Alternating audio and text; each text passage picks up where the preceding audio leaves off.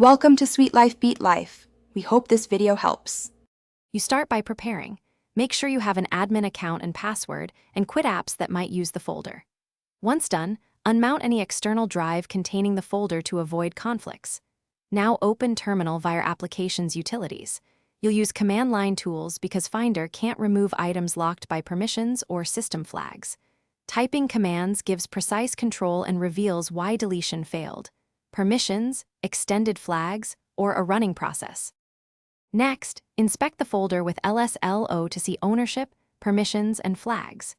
If you see the UTCH or SCH flag, remove it with sudo chflags rnouchk/path/to/ folder.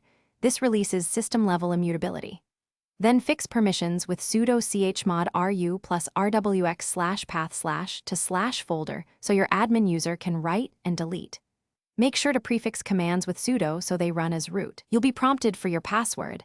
And finally, ensure no process is locking the folder by running lsoff plus d/path/to/ folder. That lists open files and PIDs. Kill offending processes with kill PID or reboot to clear locks. Once clear, delete with sudo rm ref/path/to/ folder. That removes everything recursively. If removal still fails, boot into Mac OS Recovery, open Terminal, and repeat chflags /chmod and rm from recovery since system mount.